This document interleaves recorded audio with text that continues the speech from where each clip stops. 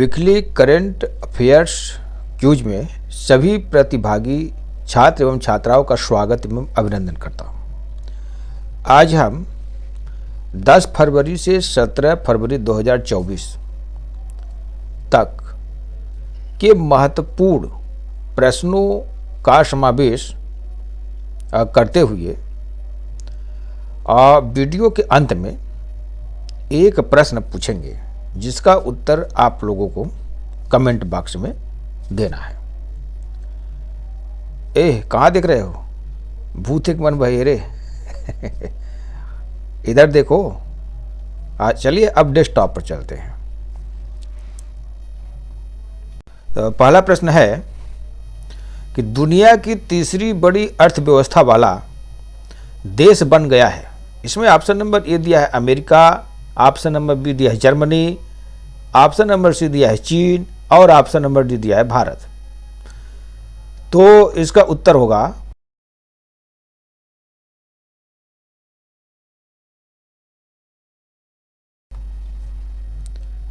Option number B Germany. अभी वर्तमान में जर्मनी जापान को पछाड़ते हुए दुनिया की तीसरी बड़ी अर्थव्यवस्था वाला देश बन गया है। तो जर्मनी का 4.5 ट्रिलियन डॉलर व्यापार है। और ऑप्शन पर चर्चा कर ले रहे हैं। जो अमेरिका है, यह अमेरिका दुनिया की सबसे बड़ी अर्थव्यवस्था वाला देश है। और जो चीन है, यह दुनिया का दूसरी बड़ी अर्थव्यवस्था वाला देश है। और भारत, यह दुनिया का 5वां बड़ी अर्थव्यवस्था वाला देश बन गया है। इस तरह से अमेरिका पहले स्थान पे है, चीन दूसरे स्थान पे है, जर्मनी तीसरे स्थान पर है, जापान चौथे स्थान पे है और भारत 5वें स्थान पे है। तो अगला प्रश्न है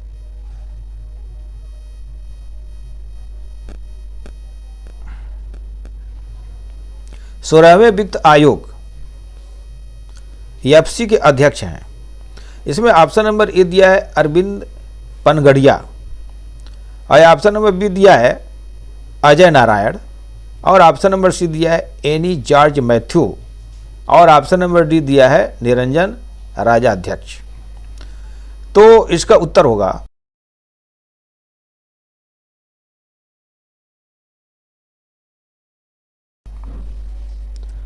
option number A Arvind Panagariya. तो 16वें वित्त आयोग के अध्यक्ष अरविंद पनगड़िया है। और ऑप्शन नंबर चर्चा कर ले रहे हैं। जो ऑप्शन नंबर बी है अजय नारायण, यह 16वें वित्त आयोग के सदस्य हैं। ऑप्शन नंबर जो सी है एनी जॉर्ज मैथ्यू, ये भी 16वें वित्त आयोग के सदस्य हैं। ऑप्शन नंबर जो डी है निरंजन राजाध्यक्ष, यह भी 16वें वित्त आयोग के सदस्य हैं। तो इस तरह से अरविंद पनगड़िया 16वें वित्त आयोग के अध्यक्ष हैं और बाकी सभी लोग सदस्य हैं। अगला प्रश्न है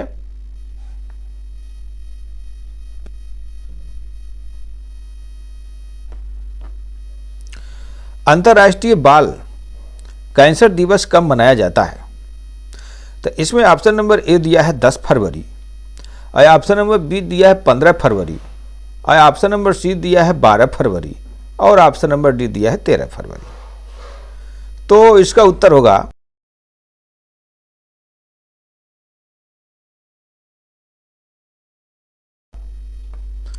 ऑप्शन नंबर बी 15 फरवरी। और ऑप्शन नंबर चर्चा कर रहे हैं 10 फरवरी को विश्व दाल दिवस मनाया जाता है। अब 15 फरवरी को अंतर्राष्ट्रीय बाल कैंसर दिवस मनाया जाता है। 12 फरवरी को राष्ट्रीय उत्पादकता दिवस मनाया जाता है और 13 फरवरी को विश्व रेडियो दिवस मनाया जाता है। अगला प्रश्न है,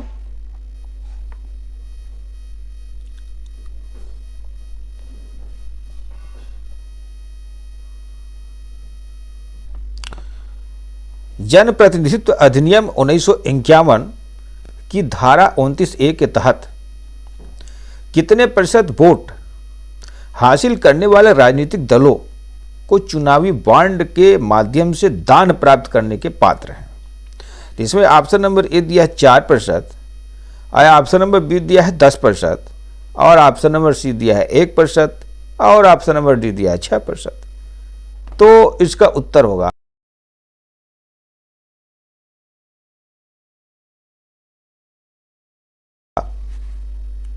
ऑप्शन नंबर सी 1%। तो जन प्रतिनिधित्व अधिनियम 1951 की धारा 29A के तहत जो राजनीतिक दल हैं वो भारतीय स्टेट बैंक जैसे माध्यमों से जो दान दे देते थे उन लोगों का नाम शो नहीं किया जाता था। इसलिए अभी हाल ही में सुप्रीम कोर्ट ने इससे असंवैधानिक घोषित कर दिया।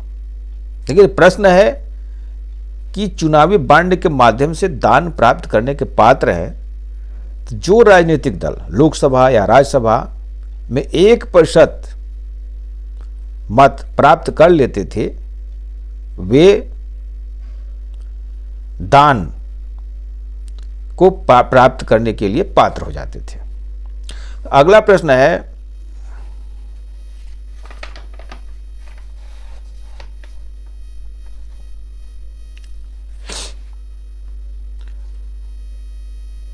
मोहम्मद बिन राशिद अल मखतूम किस देश के प्रधानमंत्री हैं? इसमें ऑप्शन नंबर ए दिया है संयुक्त अरब अमीरात, ऑप्शन नंबर बी दिया है सऊदी अरब, ऑप्शन नंबर सी दिया है कतर और ऑप्शन नंबर डी दिया है यमन। तो इसका उत्तर होगा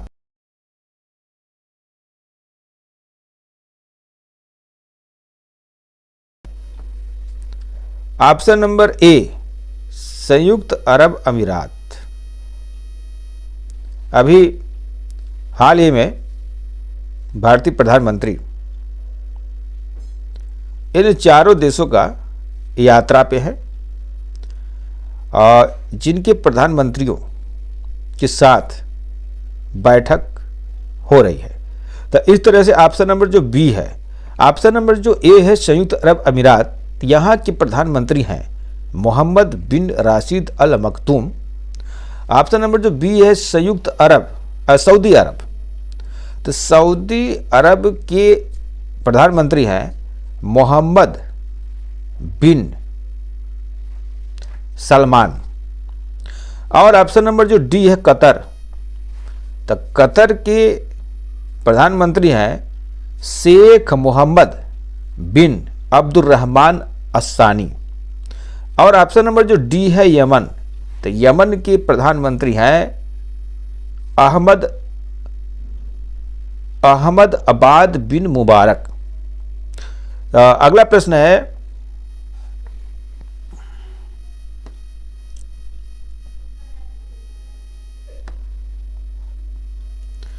मुख्यमंत्री कन्या सुमंगला योजना किस राज्य सरकार की योजना है? तो इसमें ऑप्शन नंबर ए दिया है उत्तर प्रदेश, और ऑप्शन नंबर बी दिया है छत्तीसगढ़, और ऑप्शन नंबर सी दिया है मध्य प्रदेश, और ऑप्शन नंबर डी दिया है राजस्थान। तो इसका उत्तर होगा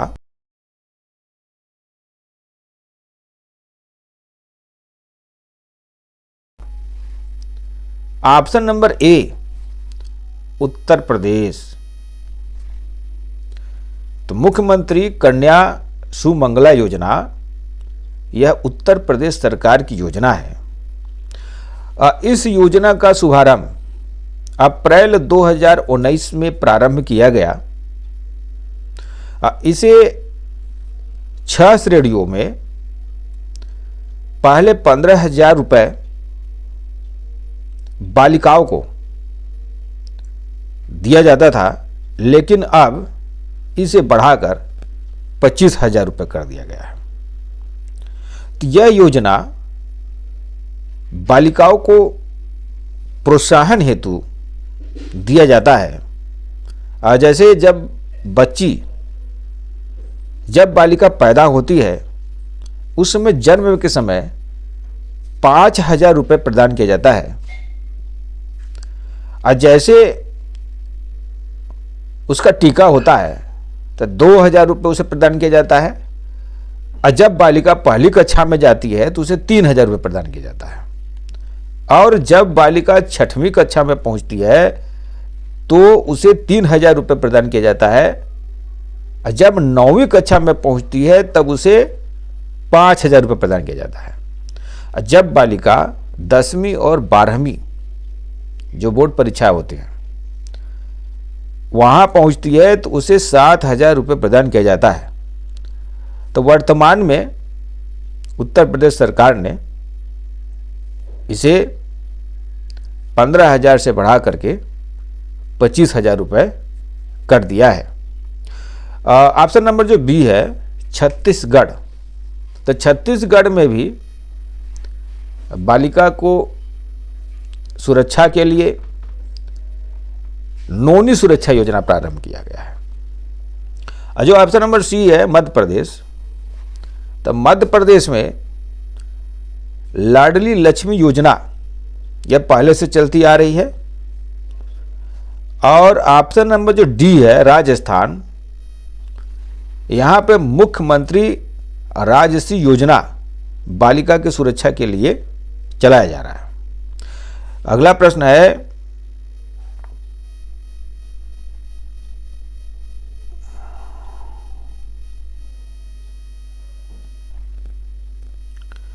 पक्षी सर्वेक्षण wild life and nature Indore के द्वारा कान्हा टाइगर रिजर्व क्षेत्र में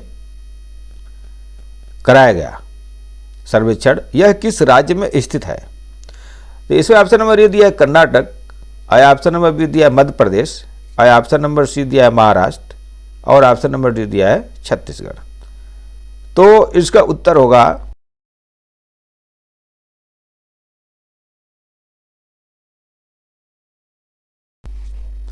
option number B Madhya Pradesh. तो पक्षी सर्वेक्षण अभी हाल ही में 15 फरवरी से 18 फरवरी तक वाइल्ड लाइफ और नेचर इंदौर के द्वारा पक्षी का सर्वेक्षण कराया जाया है, जो कान्हा टाइगर रिजर्व क्षेत्र में लगभग 11 राज्यों के विशेषज्ञ शामिल हैं। तो अगला प्रश्न है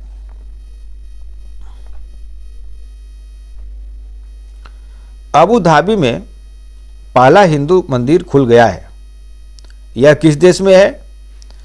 तो इसमें ऑप्शन नंबर ए दिया है सऊदी अरब, और ऑप्शन नंबर बी दिया है यूएई, और ऑप्शन नंबर सी दिया है कतर, और ऑप्शन नंबर डी दिया है यमन। तो इसका उत्तर होगा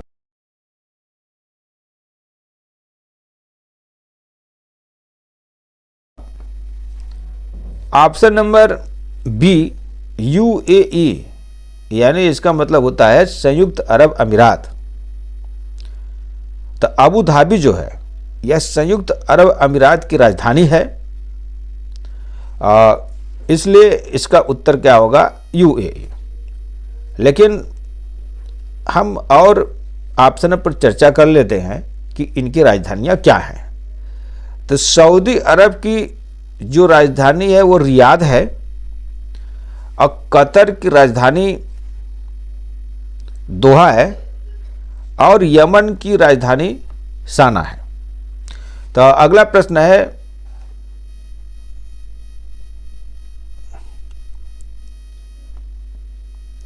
रविचंद्रन अश्विन 500 विकेट लेने वाले भारत के कौन से खिलाड़ी बन गए हैं? तो इसमें ऑप्शन नंबर ए दिया है पहले, ऑप्शन नंबर बी दिया है दूसरे, ऑप्शन नंबर सी दिया है तीसरे और ऑप्शन नंबर डी दिया है चौथे। तो इसका उत्तर होगा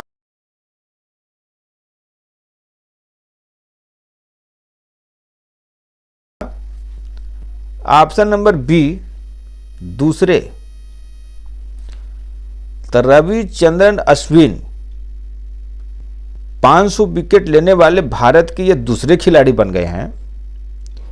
इसके पहले अनिल कुंबले 500 विकेट लेने वाले भारत के पहले खिलाड़ी थे। अगला प्रश्न है,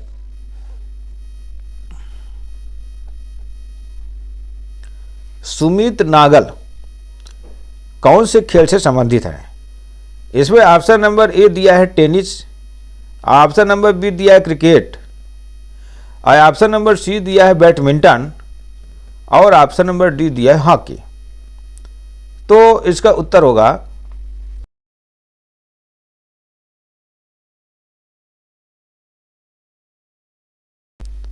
option number A tennis.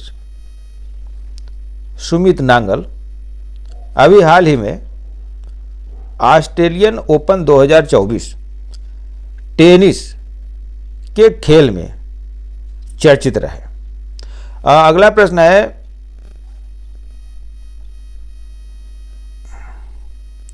FIFA ranking में भारतीय फुटबॉल किस स्थान पर स्थित हैं?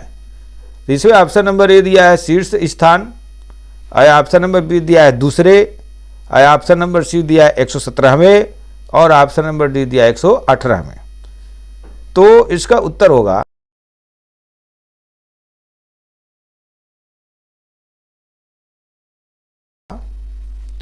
ऑप्शन नंबर सी 117वें, यानी फीफा रैंकिंग में भारतीय फुटबॉल 117वें स्थान पर स्थित है।